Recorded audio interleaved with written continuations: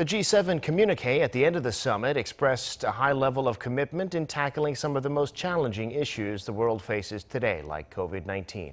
Our Kim Ji-yeon takes a closer look at what was discussed at the first face-to-face G7 held in 2 years, and what areas in which the outcomes fell short of expectations. The joint communique issued by the G7 on Sunday tackles some of the most prominent issues the world faces today, namely the coronavirus pandemic and climate change. The G7 countries pledged to provide more than 1 billion vaccine doses to poor nations in the next 12 months, either by donating their surplus supply directly or by donating to the COVAX scheme. However, the details of vaccine donation volume or timeline by nation were not released.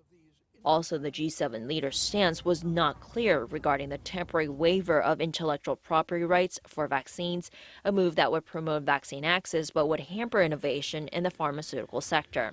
But they did vow to participate in discussions at the World Trade Organization.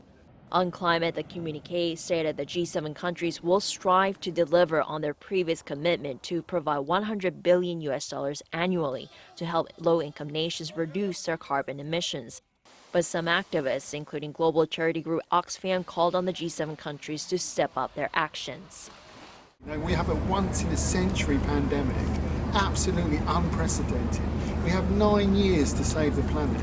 It's really hard to exaggerate the scale of what needs to be done. So if you look at what they've done in the last few days and compare it to that, then you really can't call it anything more than an abject failure.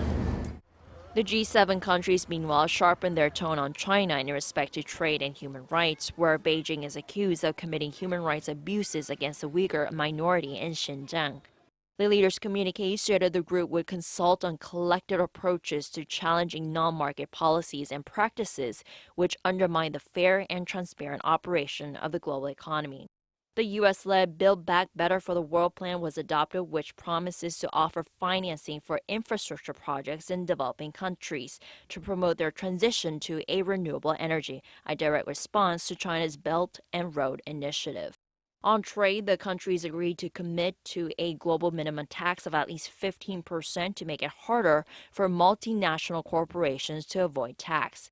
What stands out for South Korea, India, and Australia this year is the G7's Open Societies Charter, in which these guest countries participate in the drafting and signing of the joint communique, rather than just being there to observe.